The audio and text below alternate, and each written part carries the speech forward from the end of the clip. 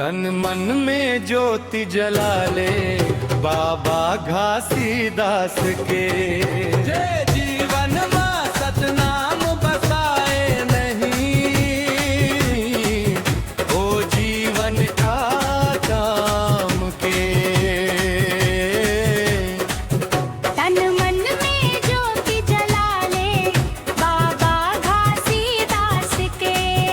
तन मन में ज्योति जला ले बाबा घासीदास के। जय जीवन में सतनाम बसाए नहीं,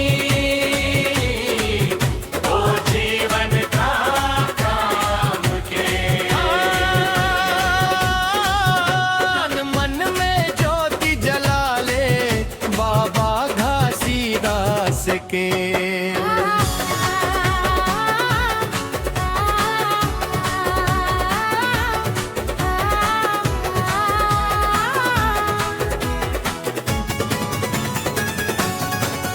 अंधियारा जब चारों ओर छाए,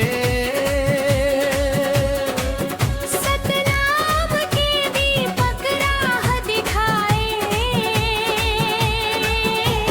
सत्य के रास्ता चलना सीख ले।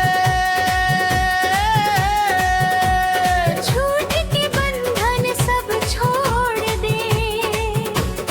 बाबा की वाणी अमृत धार कर दे जीवन उजियार। तन मन में ज्योति जला ले बाबा घासीदास के। जय जीवन में सतनाम बसाए नहीं, ओ जीवन का काम गे।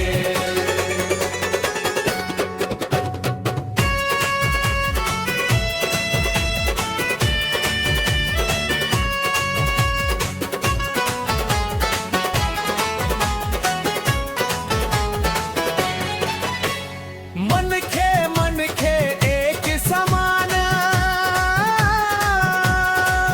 यही बाबा के सबसे बड़ पहचान। ऊंच नीच के भेद मिटा दे।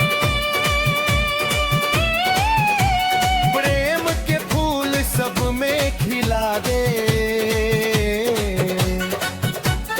दया धर्म और सच्चाई यही है सबसे बड़ी कमाई।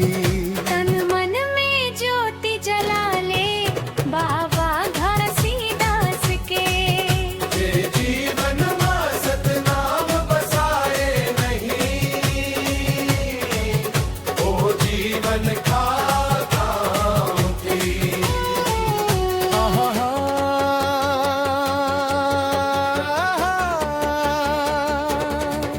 सतनाम सतनाम, जय गुरु बाबा, जय गुरु बाबा। गिरौदपुरी धाम बुला, सत्य की गंगा मन नहवाए। जैत खाम के उजियारा दे। मन के भीतर विश्वास लेख। सफेद ध्वजा लहराए रे, सत्य के संदेश सुनाई। तन मन में ज्योति जला ले बाबा घासीदास के। जय जीवन में सतनाम बसाए नहीं, ओ जीवन का काम गे। लोभ मोह के जाल छोड़ दे, प्रेम के दीपक आज जोड़ दे।